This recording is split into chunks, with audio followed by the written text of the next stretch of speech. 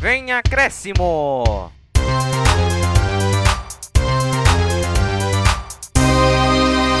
Fala pessoal, tudo bem? Começando aqui mais um podcast Vem Acréscimo, seu podcast favorito que trata de tudo do que os times paulistas fazem durante a semana. Para a sua edição de terça-feira, a gente vai falar aqui dos 4 grandes São Paulo, de como foi a rodada do São Paulo, a classificação da Copa do Brasil e a Sul-Americana, o Corinthians no jogo de meio de semana, a vitória do Palmeiras nesse último fim de semana e a derrota do Santos. E não estou aqui sozinho, estou aqui com minha dupla dinâmica, nosso Batman e Robin dos comentários brasileiros, Vitor Oliveira e Vinícius Souza. Fala aí, Vini, como é que você tá para mais esse programa? Salve artistas, futeboleiros e damas, tudo bom com vocês? Que rodada, hein? Temos Copa do Brasil, temos baita jogos que rolaram, seja também do Corinthians que jogou na quarta, e também vamos seguindo um programa que tá recheado de novidades, né, Luiz? Não? E aí, Vitor, como é que você tá? Tudo bem? Fala galera, tudo bem com vocês? Espero que sim. Olha, essa rodada teve bastantes gols. O melhor momento do futebol. Temos a classificação do São Paulo, a derrota do Santos, a vitória do Palmeiras, né, depois de 4 derrotas, e o Corinthians que conseguiu a vitória para aliviar a crise. Pode seguir, Luiz. E também não posso deixar de pedir também para que você se inscreva, para você que está nos mais diversos agregadores de podcast. Siga a gente, tanto no Pocket Cast, quanto no Spotify, no Anchor, entre outros agregadores. E se estiver nos ouvindo pelo YouTube, se inscreva, deixa seu like, comenta. Isso é bem importante para nós, isso vale bastante. E para que a gente continue fazendo o nosso trabalho. E, para começar, já vamos começar falando da classificação do São Paulo na Copa do Brasil. Com certeza é uma noite especial, não adianta a gente ficar naquela conversinha de que é uma noite mais, que não é, ela é uma noite especial, ela se torna uma noite especial pelo que aconteceu, por toda a emoção da disputa dos pênaltis, a emoção do próprio jogo, né, que era um jogo onde a gente estava com 2-0, uma certa vantagem, e se tornou um jogo tenso no final. Tem o fator de toda a história do Rogério Ceni. É lógico que tem a história, a admiração, mas nesse jogo especial eu tenho muita convicção que os mais de 20 milhões de São Paulinos estavam torcendo pelo São Paulo. A gente já passou aqui o áudio do São Paulo, mas a gente vai falar da Copa do Brasil. E eu vou pedir aqui que o Vitor faça um pequeno resumo desse jogo. Que jogo maluco! Gols em primeira partida 3-3, segunda partida 2-2, decidido nos pênaltis. Que loucura! Mas fala aí, Vitor, o que você achou da partida? O que você tira de positivo e negativo desse jogo? Então, Luiz, em relação a esse jogo maluco, como você diz, tem aquela coisa de sorte. Como é mesmo? É sorte ou... Competência? Isso, valeu. Sorte ou competência. Nesse caso, foi sorte. Porque se o São Paulo tivesse competência, acho que a partida não ia para os pênaltis. Não sei se você concorda comigo, Vinícius, Luiz. Porque assim, o São Paulo fez 2-0. São Paulo no primeiro tempo estava jogando bem, com troca de passes, utilizando muito as laterais. E o Fortaleza no primeiro tempo não estava jogando bem. Estava irreconhecível, time do Rogério Ceni. No segundo tempo, parece que o São Paulo sofreu um apagão. Fez o gol com o Brenner, os 2-0. Só que aí o Fortaleza começou a controlar o jogo, começou a rodear a área do São Paulo. Eu que estava assistindo, eu consegui acompanhar o jogo, eu fiquei olhando, falei, caramba, eu acho que o Fortaleza vai empatar essa partida. Porque você via o volume de jogo que eles estavam colocando na partida. Só um negócio também que eu queria comentar. O primeiro gol do Fortaleza foi do Davi, erro do Diego Costa. Ou seja, o Diego Costa é que acendeu a faísca pro Fortaleza atacar bastante o São Paulo e chegar no empate aos 46 minutos do segundo tempo com o Roger Carvalho de cabeça. Ou seja, aí fica aquela sensação, ganhou de 2-0, mas conseguiu o empate. Como é que o São Paulo ia reagir pros pênaltis? Será que ia dar mais uma zebra ou não? E já vou lhe contar a seguir. O placar foi 10-9. O que você pensa? Opa, muitos gols. Os batedores foram precisos na cobrança. Eu não é que botando culpa no goleiro. Méritos do atleta, né? Bateu o pênalti. Por coincidência, quem foi o último que bateu o pênalti pro São Paulo? Léo Pelé. O Pelé fez 80 anos. Ou seja, tinha que ter alguém com esse apelido, Léo Pelé, para fazer o gol do São Paulo, da classificação. Final feliz para a torcida São Paulina. Eu ia falar justamente, o gol de classificação do São Paulo foi justamente do Léo Pelé, que não quer ser mais chamado de Léo Pelé, por causa que ele tem uma real semelhança com o rei do futebol. E nada melhor do que alguém que tem esse apelido para poder, na semana passada no caso, né? Mas justamente no mês em que o rei faz aniversário, decidir a classificação do São Paulo. Isso mesmo. Então, só dando... Foi mal. Só dando um final, assim, São Paulo sai aliviado, confiança, né? Mais uma vez o Volpi pegou um pênalti. E é isso, basicamente o São Paulo foi mais na sorte do que na competência. E é o que eu justamente ia comentar com você, nessa parte da sorte. Porque os jogos não dá pra negar que os dois foram muito bons, repleto de gols, 3-3 e 2-2. É um confronto muito esperado por causa que eram dois técnicos da nova geração que eram muito esperados de dar certo, que é o Rogério Ceni e o Fernando Diniz. Mas o São Paulo ele acabou se classificando não pelos méritos também, por ter feito os gols e pelo Thiago Volpi ter pego o pênalti, mas o São Paulo deu aquela instabilidade clássica ao longo da temporada. Porque quando você imaginava que ia abrir aquele 2-0 e fechou o caixão, o Fortaleza com uma bobeira faz o gol e aos 46-47 faz o segundo. O quanto o São Paulo teve de sorte e se isso pode valer para as próximas rodadas? Luiz, será que a torcida São Paulina pode falar assim, é sorte de campeão? Fica essa questão no ar. É bem complicado, porque o São Paulo ele ultimamente tem, nesse caso, não vou dizer que dependeu exclusivamente da sorte, mas foi assim, teve aquela questãozinha, mas pode falar, Vitor. Também essa classificação é muito importante para o São Paulo, que eu acho que o São Paulo ganha 3 milhões com essa classificação, ou seja, né, vai ajudar no bolso, né, da instituição São Paulo, né? Sim, e não deixa de ser. Mas eu vou perguntar aqui pro Vini agora, tá muito quieto, não falou nada até agora, tem que falar. O São Paulo agora vai jogar contra o Lanús pela Sul-Americana, terça-feira. E é um título que não é exatamente o que a torcida São Paulina esperava, porque todos nós esperávamos que o São Paulo fosse passar na fase de grupos da Libertadores, mas pegou um time que é do patamar intermediário na Argentina, que é o Lanús. Mas o São Paulo teve essa sorte agora na Copa do Brasil. Será que de repente você tem sorte na Sul-Americana? O que você prevê, Vini? O que você espera para esses confrontos? Pelo menos no primeiro jogo. Bom, depois que o São Paulo enfrentou esse jogo mais suado do que testemunha falsa, agora vai pegar um jogo que vai ser mais sofrido que joelho de freira na Semana Santa. O Lanús é um time argentino embaçado que já foi campeão da Copa Sul-Americana em cima da Ponte Preta, mas a tendência é que o jogo seja extremamente truncado, porque time argentino sempre vem com uma proposta de pressionar o adversário. O São Paulo, contra o Fortaleza, se mostrou que tem que corrigir algumas falhas técnicas, como a falha do Diego Costa, que resultou no gol do Fortaleza, e também tem que preparar a bola antiaérea, a famosa defesa, porque o São Paulo tomou um gol que, na minha opinião, não deveria tomar, o gol do Roger Carvalho do Fortaleza. Mas, para pegar o Lanús, eu prevejo que o São Paulo pode fazer um bom jogo e pode sair com a vitória na Argentina, pelo menos de 1-0. Então, todo mundo já deu um okzinho aqui, então a gente já vai passar para o Corinthians, que jogou nesse meio de semana.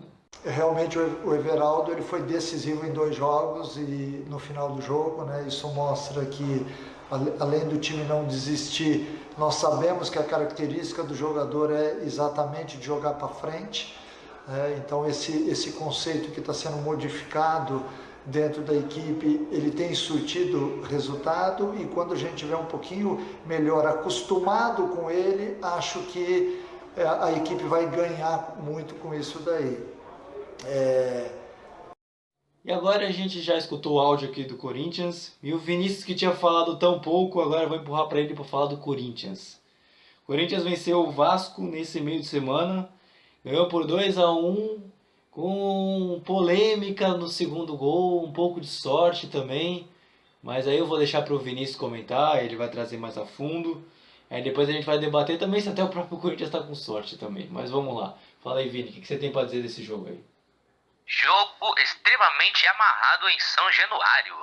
Bom, o jogo marcou a estreia de Ricardo Sá Documentos, né? Só para não falar outra coisa. E também o Corinthians estava vindo de uma derrota amarga por 5-1. 5 com fraturas. Né? Mas o jogo começou e aí o Corinthians começou pressionando, o Vasco também criou suas chances, mas quem abriu o placar foi o Corinthians num contra-ataque, onde Matheus Vital passou para Casares, que de prima dominou, bateu, rolou a bola para Gustavo Mantuan marcar seu primeiro gol como profissional. Gustavo Mantuan, que foi escalado como o centroavante da equipe do Mancini e deixando o Bozelli no banco. Rapaz! Depois desse gol, o Corinthians se fechou e esperou o Vasco. Mas o Corinthians saía nos contra-ataques. Tanto é que o Ricardo Sá, etc., ficou extremamente agitado, né? Porque Vasco criava chances, mas não resultava em gol. E o Cássio, que estava até então se perguntando se ia sair ou não, foi titular no jogo, fez algumas defesas, mas não tão importantes assim. Mas o Cássio fez uma boa partida. Quando começou o segundo tempo, dali Vasco da Gama.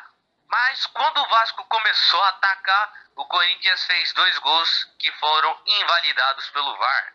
A primeira foi num toque de mão que resultou no gol do Xavier, que é seu primeiro gol do Xavier como profissional. E no outro lance do impedimento do Mantuan, que tocou pro Ramiro completar para as redes. Mas ambos os gols foram invalidados.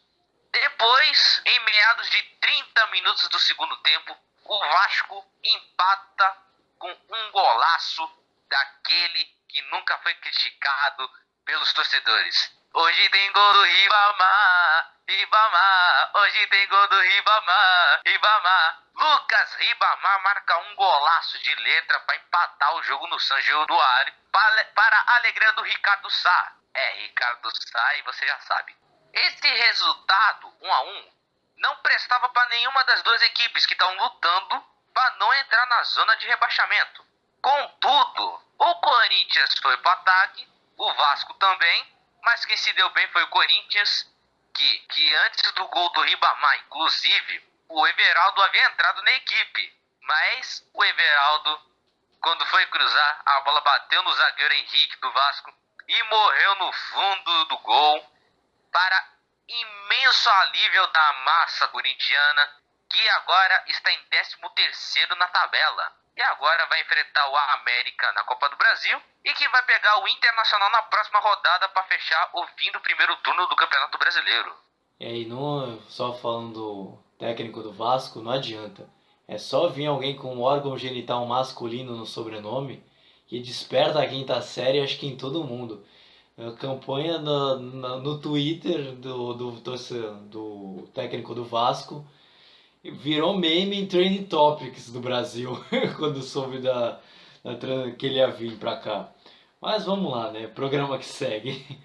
Eu quero perguntar pra você, Vini, também, se o Corinthians também tá com sorte assim como o São Paulo também. Se é saber mais se é competência ou se é sorte. Porque eu queria que você até falasse da polêmica que muitos falam que o Fábio Santos fez falta antes do gol do Everaldo. Mas o Everaldo fez 2 gols que resultou em 2 vitórias para o Corinthians. A primeira que a gente já falou aqui contra o Atlético do Paraná aos 51 do segundo tempo.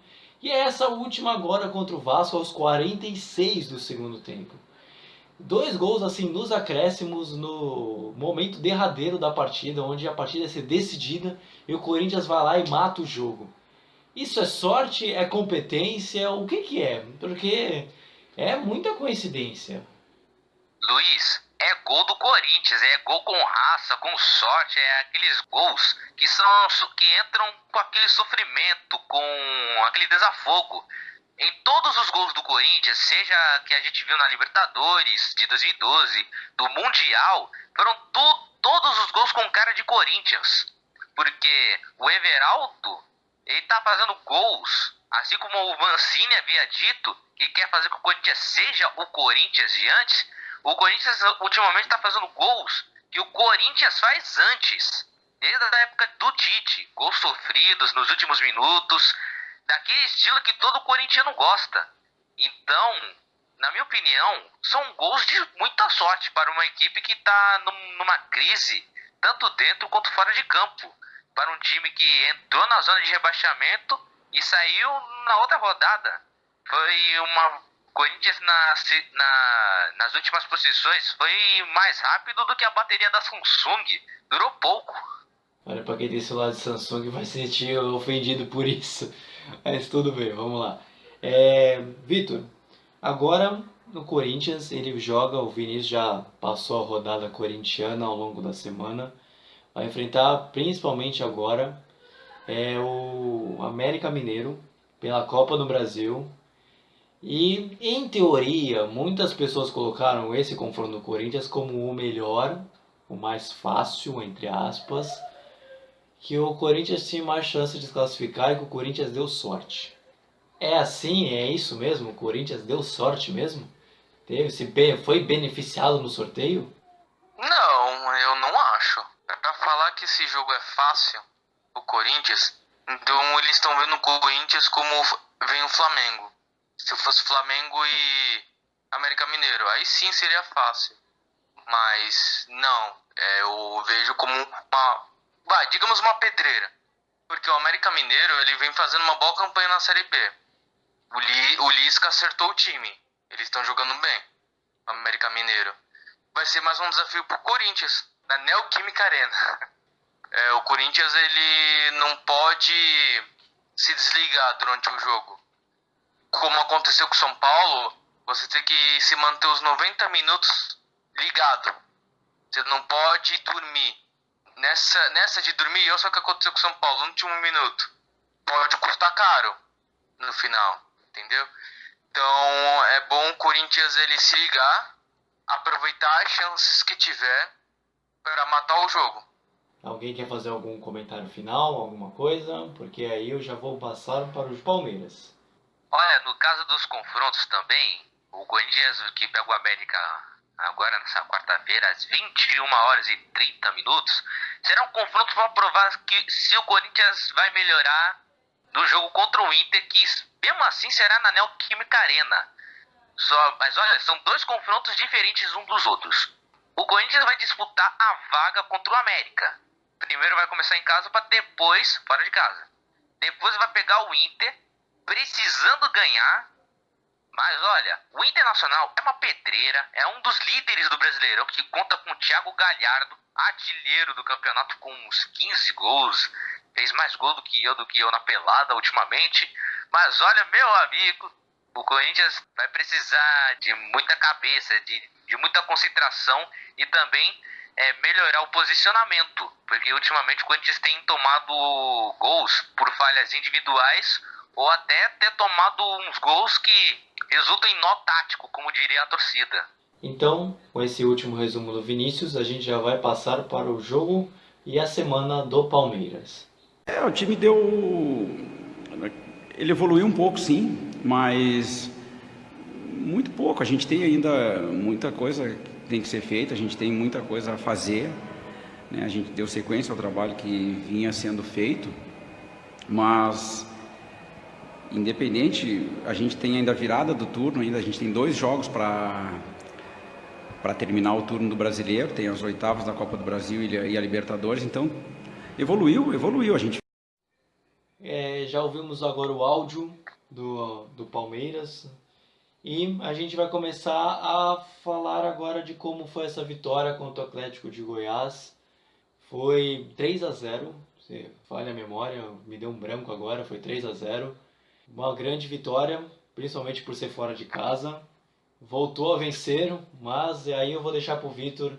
Ele viu melhor a partida, vou ver o que ele traz de análise. E pode falar, Vitor, o que você tira de positivo e negativo da partida. Essa vitória do Palmeiras, você vê o placar 3-0, você fica com a sensação que, tipo, o Palmeiras jogou bem. O Palmeiras envolveu o adversário. Aquele Palmeiras voltou. Aquele Palmeiras ofensivo. Então, torcedor palmeirense, não foi isso. O Atlético Goianiense jogou muito bem a partida. O Palmeiras só construiu o placar de 3-0 por falhas da defesa, do sistema defensivo do Atlético Goianiense. Abriu o placar com o Wesley, depois no segundo tempo foi 2 gols do Luiz Adriano. Desencantou o artilheiro palmeirense junto com o William. Essa partida foi muito importante para o Palmeiras. Além de uma vitória fora de casa, que tem um peso enorme nas pretensões do campeonato, você consegue recuperar,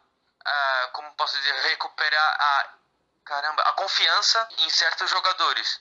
Porque, é aquilo, 4 derrotas seguidas, ninguém tem sangue de barata, ninguém vai, tá tudo bem. Não tá nada bem, o jogador sente. Então, uma vitória com o Atlético Goianiense, que vem jogando bem, apesar de não ter aqueles resultados esperados, assim, tem jogado boas partidas, e o Palmeiras fez 3-0 neles, aproveitando as falhas defensivas. Quando chegou no segundo tempo, o Palmeiras só controlou o jogo, tudo, e o Everton, como sempre, ajudando o sistema defensivo. O único jogador do Atlético Goianiense que tentava alguma coisa era o Chico. Se eu não me engano, esse Chico jogou no Mirassol. Foi uma vitória importante para as pretensões do campeonato do Palmeiras. Mas, Vitor, eu também quero te perguntar, você comentou também essa sequência de derrotas do Palmeiras. O Palmeiras, com o Luxemburgo, ele não perdia no campeonato. Veio de uma sequência muito grande de invencibilidade, apesar de muita contestação e muitos empates. E aí o Luxemburgo começou a ter uma sequência de derrotas, pulou fora, entregou o boné, pediu o boné e saiu. Depois perdeu de novo, não voltou a vencer. E agora volta a ganhar fora de casa com um bom placar, apesar de que você mesmo explicou, e não foi aquele Palmeiras ofensivo, mas ainda assim é uma vitória de 3-0. O quanto isso vale para o torcedor, para o time, isso é importante para a moral. Depois eu vou falar com o Vinícius, mas agora o Palmeiras enfrenta o Bragantino pela Copa do Brasil. O quanto é importante essa vitória pro time voltar a, quem sabe, ser um Palmeiras que tem uma boa sequência invicta ainda. Luiz, como é que eu posso dizer? Primeiro do Luxemburgo, eu vou deixar bem claro, até hoje eu não concordo. Lembra que eu falei em outros programas? 4 derrotas seguidas, você já não presta. Entendeu? Eu acho que isso é muito imediatismo. 4 derrotas seguidas, isso na Inglaterra não é nada. Se a gente pegar exemplo da Inglaterra, o Klopp, se eu não me engano, acho que ele ficou 1 ou 2 anos no Liverpool sem ganhar título. Depois ganhou o Campeonato Inglês, Champions League. É o prosseguimento do trabalho, enfim. Aí aquela outra da partida, do ânimo, eu acho que essa vitória é importante pro Palmeiras se encaixando nos eixos. Voltando a seu patamar. O outro patamar que o Palmeiras busca igualar o Flamengo em outro patamar. Porque é aquilo, arruma confiança nos jogadores, principalmente do Luiz Adriano, que ele ia muito no departamento médico, se machucava, né? Então é uma boa ele fazer esses 2 gols para aumentar a confiança dele e arriscar certas jogadas que ele não fazia por conta dessa confiança. Que antes de ele fazer alguma coisa, ele já, dentro deles, ele sentia que, eu acho que é melhor eu não arriscar. Na fase que nós estamos, vamos fazer o feijão com arroz. Não vamos arriscar muito. Então, basicamente é isso. A confiança, e o Palmeiras, com essa vitória, tem que se concentrar para, como é que eu posso dizer, meu fechamento? Seguir nos trilhos. Era isso que eu queria. Eu tinha esquecido. Se seguir nos trilhos das vitórias. Não, tá certo. Concordo com você também. Acho que o Palmeiras ele precisava de uma vitória para consolidar e mostrar que o time e o trabalho não é tão ruim assim. Mas aí agora para continuar e de repente conseguir mais uma vitória, o Vinícius agora vem comigo, que eu vou perguntar para ele não só da classificação e também mais do jogo. O Palmeiras agora, jogo eliminatório, assim como todos os times, vai ter o jogo da Copa do Brasil pelas oitavas de final e vai pegar o Bragantino nesta quinta-feira, dia 29. E é um jogo pegado. Clássico paulista não deixa de ser, é assim que a gente gosta. Mas, Vini, o que você espera para esse primeiro jogo, para a fase? É um confronto complicado. Red Bull Bragantino ou RB Bragantino. O que você espera para esse confronto, sendo que o primeiro jogo é lá no Nabia Bichedi? Quem pode vencer pode ganhar asas, porque o Palmeiras, ultimamente, com 4 derrotas seguidas, aí conseguiu uma vitória para cima do Atlético. A tendência é de que o Palmeiras faça um bom jogo contra o Bragantino. Mas é aquilo, eu torno a repetir. Quem vencer desse jogo pode ganhar asas, né? Porque Red Bull te dá asas, né? Daquele comercial. Paga nós. É isso aí. Aí o Palmeiras, na próxima rodada, se não me engano, me confirme e diga qual é o próximo jogo do Palmeiras? Não, contra o Bragantino. E o próximo é segunda-feira. É contra o Atlético Mineiro. Contra o Atlético Mineiro, que vai ser nem essa No semana. Allianz. Vai ser a próxima semana, que é segunda-feira, dia 2. Ai. Serão baitas confrontos. Vai pegar o Bragantino e vai pegar o Atlético do São Paulo. Olha, confronto interessante, hein, ouvinte? O São Paulo. Isso mesmo. Será um confronto interessante sobre o Atlético que tenta colar nos líderes, como Flamengo e Internacional. E tem o Palmeiras, que tá quase vivendo uma fase de alpinista, né? Só que não chegou no topo, só tá despencando. Mas será um jogo completamente interessante, que pode definir os rumos do Palmeiras no campeonato. A não ser que eles também tragam um técnico nesse meio tempo. Realmente, eu acho que o Palmeiras ele tá numa fase que tá querendo trazer um treinador estrangeiro. Já foi citado um monte, vários internacionais. Mas alguém quer fazer algum parecer? Pode falar? Quer falar? Começa com o Vitor e depois passa o direto pro Vinícius. Vamos lá. Tem que ficar de olho no Bragantino. O Bragantino ele tá ganhando alguns jogos, empatando. Que antigamente, no começo do Brasileirão, eu só tava perdendo. A gente pensou, acho que ele deve ter perdido forças. Porque no Campeonato Paulista ele foi bem pra caramba. Então, de uns tempos pra cá, o Bragantino tem jogado bem. Ganhou o último agora contra o Goiás, se eu não me engano, por 2-0. Ele vai vir fortalecido, o Bragantino. Tem que ficar de olho.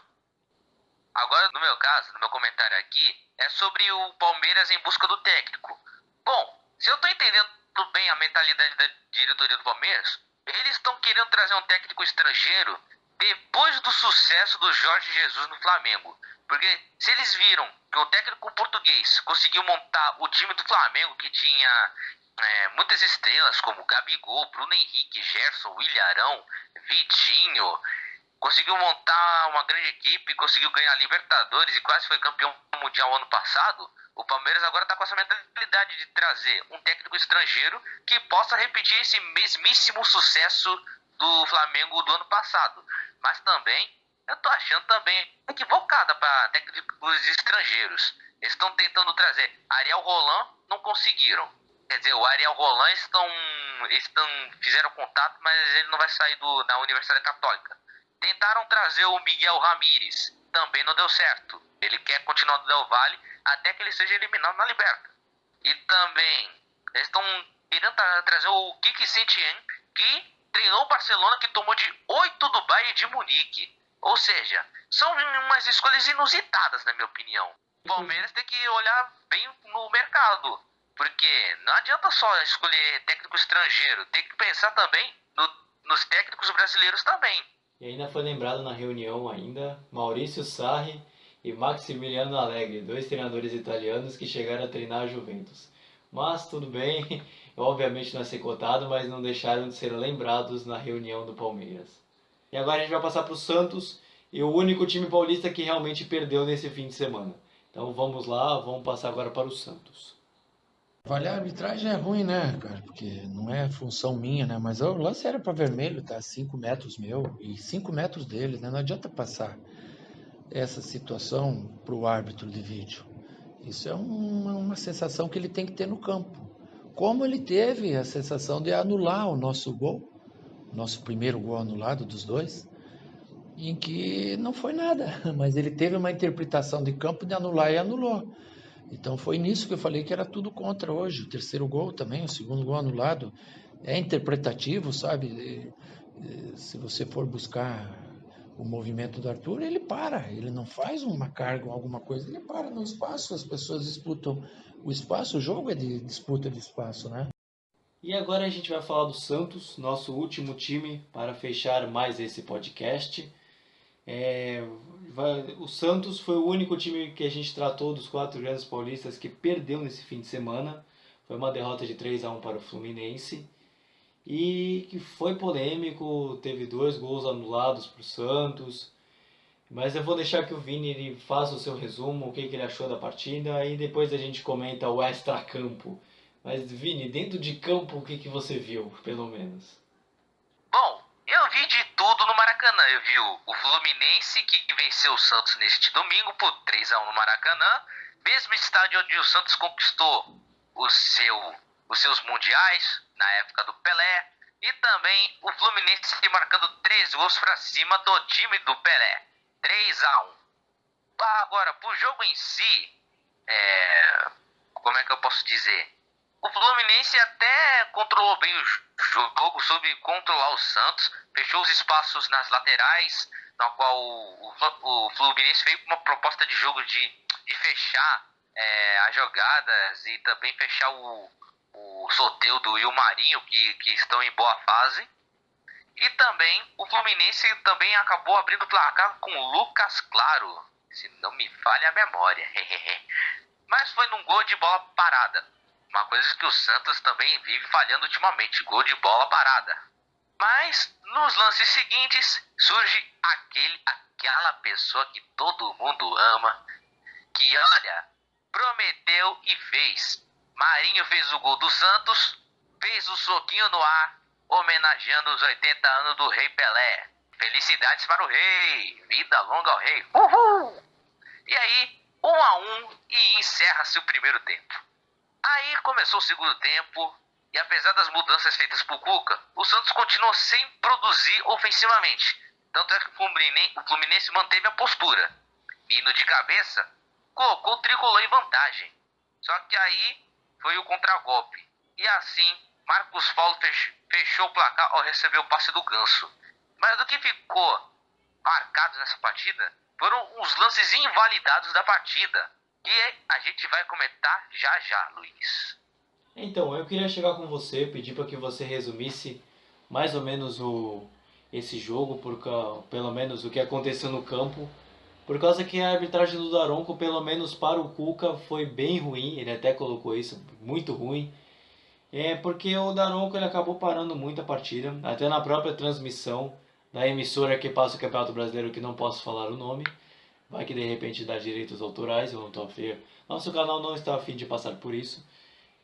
Comentaram de que o Daronco estava parando muito a partida e isso foi fato mesmo. Ele travou muito o jogo, parou, conversava muito e isso ficou bem ruim, porque principalmente, na verdade, para o Santos que perdeu a partida. Mas eu queria comentar com você, Vinícius, ao momento que o Santos teve 2 gols anulados na origem da partida e que gerou polêmica. Há quem concorde e há quem discorde. Teve um belo gol do Soteldo, que principalmente foi anulado, e teve o primeiro gol do Arthur Gomes, que foi falta do Lucas Veríssimo. Eu queria que você comentasse, ou pelo menos você fizesse um comentário a respeito desses lances, porque ficou bem suspeito assim da situação. Foram lances extremamente difíceis, só que Anderson Daronco fez as marcações sem o auxílio do VAR. Ele não chegou aí a ver no monitor. E é isso que vários clubes da Série A estão tendo bronca da arbitragem. Porque toda vez que sai o gol, eles não vão lá olhar no monitor, eles não vão lá, tipo, de espontânea vontade, alguma coisa assim. Só que também a cabine do VAR também tem que falar também, pô, em todos os lances você tem que olhar aqui, tirar suas conclusões, porque, meu, ficar parando 10 minutos só para chegar um impedimentozinho, sendo que o cara tava com um pelo da perna na frente, que tava, sei lá, um meio metro de cabelo à frente, daí é aquele negócio, entendeu? É uma coisa inusitada também.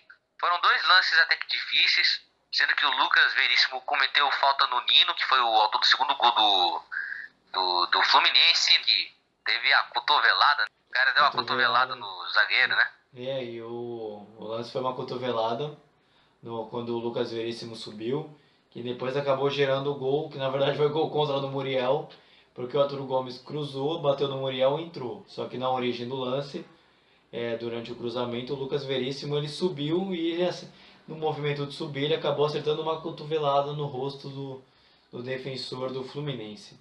Aí esse lance é interpretativo, porque ou o Lucas Veríssimo estava subindo para tentar cabecear, mas ele faz aquele movimento de abrir abre o peito, né?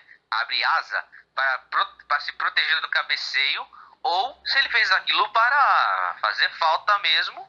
E aí aquela história, o gol tinha que ser anulado mesmo. Agora, no segundo lance, o Arthur Gomes, que estava impedido, também fez falta no Nino quando o Soteldo marcou no rebote. Mas, aquela história, né? O cara calça 40, daí se ele calçasse 39, aí não estaria impedido. Daí tem aquela história, né? Essa história do impedimento. Mas vamos passar para a semana.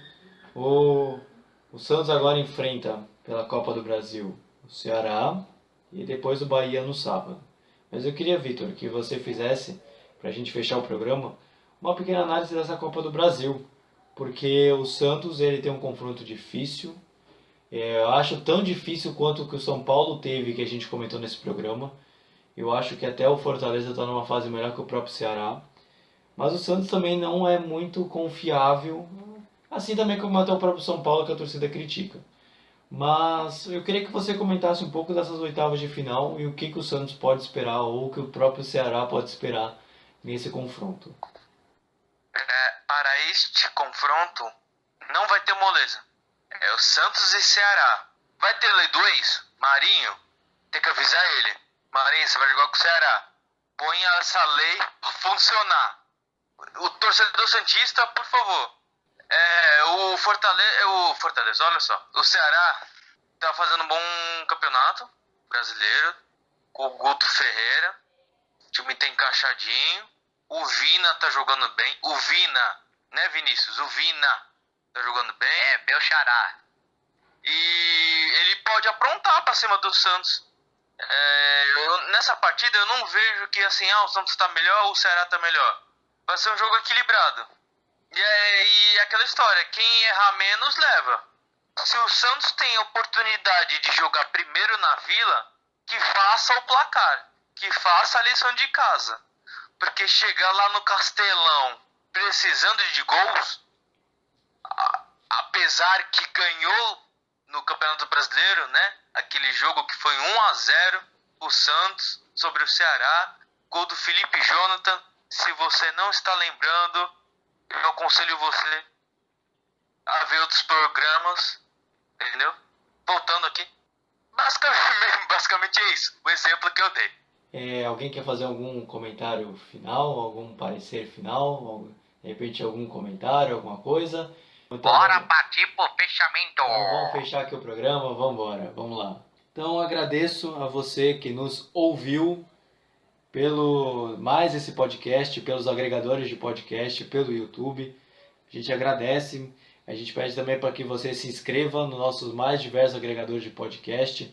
Vai estar a maioria na descrição. Pode escrever no Pocket Cast, Anchor, Spotify, Google Podcast. A gente também está no YouTube. A gente faz vídeos semanais aliados ao nosso podcast.